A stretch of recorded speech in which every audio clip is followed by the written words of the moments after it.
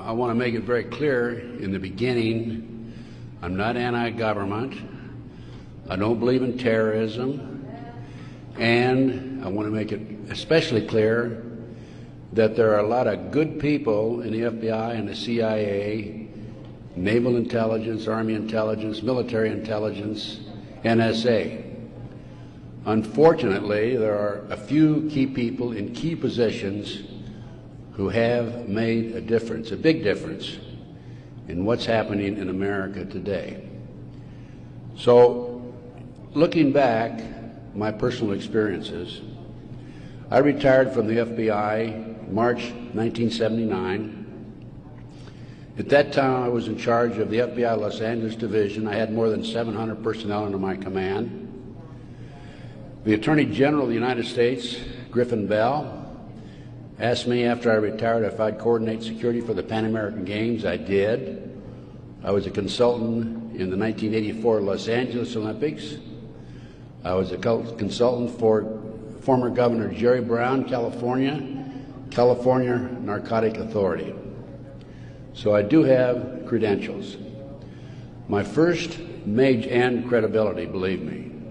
Now, if you read the internet, you may not think so, because there are some heavy-duty FBI informants out there like Stu Webb and Barbara Hartwell, who are MK-Ultra mind control victims, CIA mind control victims, who are making all kinds of disparaging remarks about me. But I don't want to deal with those people, because if you read their material, you'll see that it's designed to discredit people like me, former State Senator John DeCamp, and other leaders who are trying our best to expose what's happening in America today, and actually around the world. Let's go back to 1776, May the 1st. Adam Weishaupt was commissioned by the Rothschild family to set up the goals to control and take over the world with a one-world government. Adam Weishaupt came up with 25 goals.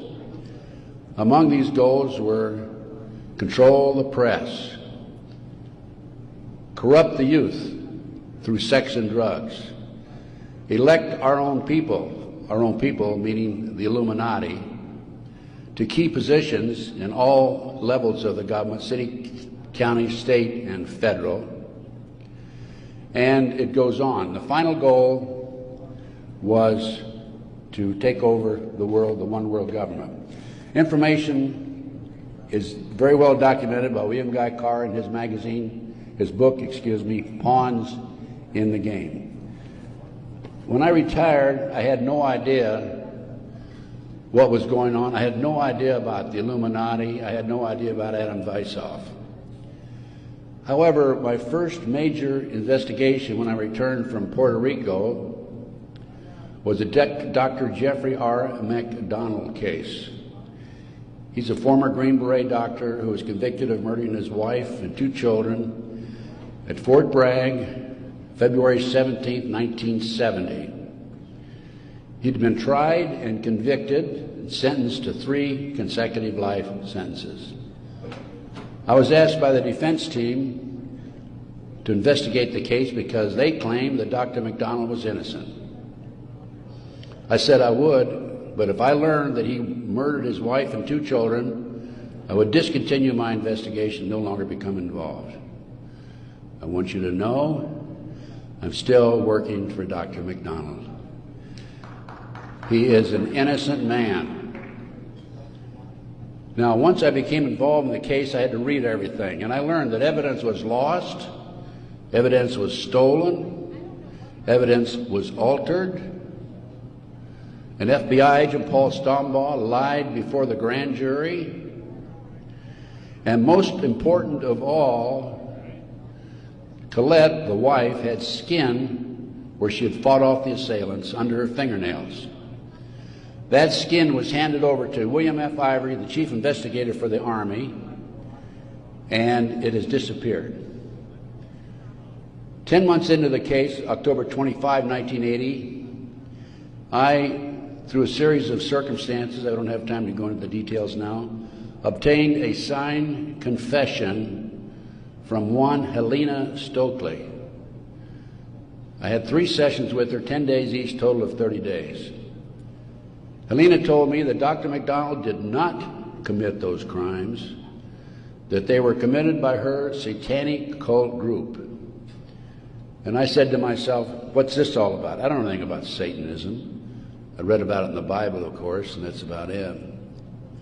But as I delved into the case, I learned that drugs from Southeast Asia were being flown into the United States to various military bases in plastic bags in the bodies of the dead GIs.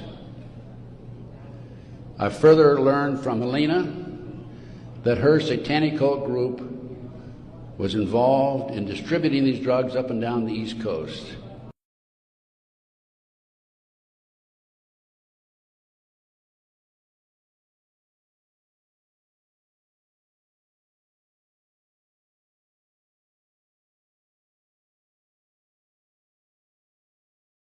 And I found out, in fact, in the Time magazine, January 1, 1973, there was an article about bringing drugs in plastic bags in the body cavities of dead GIs. There was no question in my mind Helena was telling the truth. I gave her a polygraph test and she passed. I had her examined by a psychiatrist and she passed. And as a matter of fact, the government themselves had given her a polygraph examination early in their investigation before I entered the case. And Byzantine, the Army polygraph operator, said that she thought that she was telling the truth. She thought she was there that night. Now, the most recent series of events in the McDonald case, now I'm telling you a little bit about the McDonald case because that's what woke me up as to what was going on. It was after that I started researching and went back and found out about the Illuminati/Satanism. It was after that I learned considerable more about what was going on. And the most recent information, Dr. McDonald, who's been in the penitentiary for some 25 or 26 years now, appeared before a parole board just 2 days ago, his first that he's ever appeared before a parole board. And the reason he had never appeared before is because, in his opinion, had he appeared before, it would be an admission of guilt. In this particular instance, he still claimed he was innocent, but he did appear before the board because he's a newlywed individual with a woman named Kathy. And of course, if you read the papers in the last 2 days, his parole was turned down, and the parole board made him eligible for another hearing in 15 years. This poor man not only lost his wife and 2 children, he has served 25 years in the penitentiary and another 15 years to go. He's 61 years old. I am still working the case. What are the latest developments on the case? In 1997, the judge, federal judge, agreed to do DNA tests. And they chose 15 individual pieces of evidence to be examined. However, the judge said that when you open the evidence envelopes, only the prosecutor can be present. Well, they opened the evidence envelopes. The prosecutor did. How many do you think were empty? 5. 5 evidence envelopes were empty.